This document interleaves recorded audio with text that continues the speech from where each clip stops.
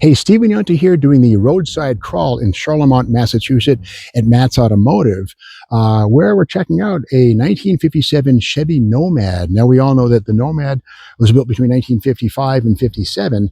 You might call it the GM Motorama show car come to life for your driveway. And these things were very popular, 55, 6, and 7. In 1957, only 6,103 of these were built, which was the smallest production run of the 3-year Nomad run. And the thing that made the Nomad unique, not at the front, the front fenders and the grille are basically 57 Chevy bits, nothing major, beautiful, but nothing unusual. But the greenhouse and the rear of the car was all about the 2-door station wagon body. Now, don't confuse this with a 210 or 150 Handyman. This is not that. They had a different roof, and these have a taller roof and also ribs in the roof skin here. And again, the rear side glass slides back, doesn't roll down. So the Handyman was basically a very utilitarian vehicle. These were more of a showpiece, almost a Corvette, if you will, same basic genes, if you will. The same kind of buyer who got a Corvette would also get one of these things.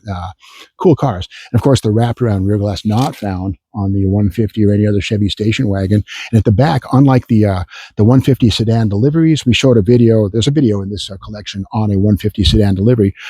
This has the Nomad specific 2-piece tailgate with the tailgate that comes down. There it is there. And the original aqua paint in full bloom. Of course, this piece lifts like that. Not seen on the Sedan Deliveries, but again, there it is. And the aqua interior, it looks to be largely original. And the plywood, it's interesting. GM used plywood in a mass production setting. It was probably pressure treated back in the day when it was new. You can see the original aqua paint in the spare tire well, surviving all these years. And just a great example of, late 50s tail fin styling. And again, the Nomad is pretty much the 57 Chevy. If you want to try 5 Chevy, these are a big deal then and now. And again, only 6,103 of these were built in 57. And something interesting here is, GM had profit centers wherever they could find them. And the backup lights were optional. You get paid extra. You got these sort of stamped stainless block offs. Otherwise, it'd be a lens with a bulb in it. But they probably saved about $3 per car, and they sold the backup lights maybe for $7 or something like that. Come around to this side here, and I like the American Racing Torque Thrust D wheels. Drums in the back, beautiful wheels, very timeless look. They first arrived in 65 in aluminum and magnesium, but these are the aluminum ones, modern stuff. You can still get them. And the interior is beautiful in this car. Largely the same stuff you'll find in a Bel Air, but again, the longer interior of the 2-door wagon is cool. Now, Chevy also sold 4-door wagons, but never as a Nomad. Specifically, the Nomad was a 2-door wagon. Very cool.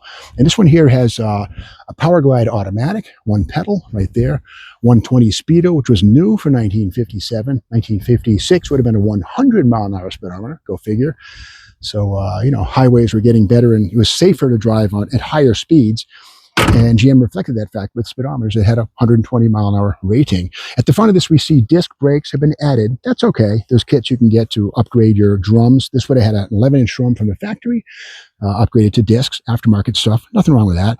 At the front, we see more of the parsimonious, I guess it is, or the shrewd buyer. The optional rubber bumper guards, not there. These are the stainless stamped block offs. There it is, in keeping with the reverse light block offs at the back of the car. So at least they're consistent. And of course, 57, the big year with the twin gun sights, if you will, with the rockets flying out of them. The Cold War paranoia was in full bloom. The Ruskies, or the Red Menace, if you will, never happened. But anyway, the funny thing about 57 Chevys of all types, from the 150 to the 210 to the Bel Air to the Nomad, they all have this sort of a screen right here over the passenger side headlight, over the passenger side. And what that does, it feeds air into a duct, which then takes the air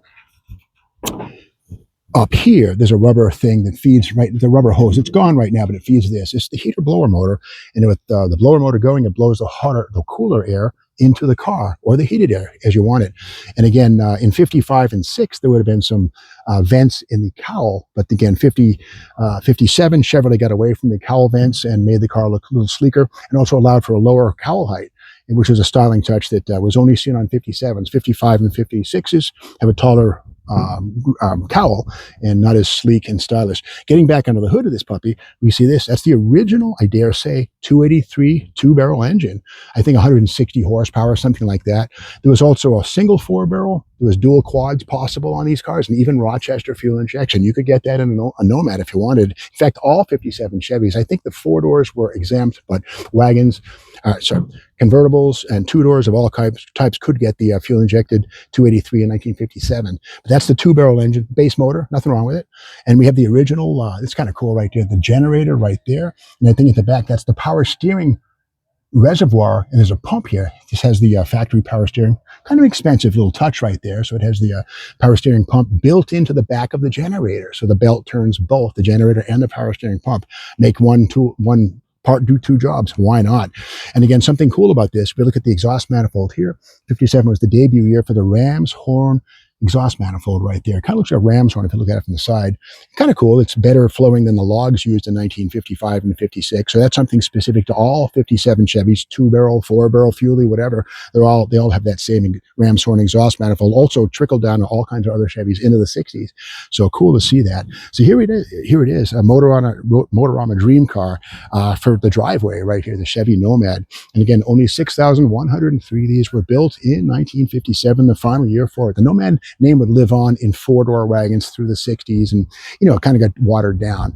But anyway, that's the story of there it is right here. If you like this video, be sure to subscribe to the SteamMags YouTube channel, ring the bell, and stay tuned for more videos on the side of the road, and junkyard crawl videos coming soon. We shot a bunch of them yesterday, and we'll get back to that stuff probably another week or so. We've got a bunch in the can and more roadside crawl as well.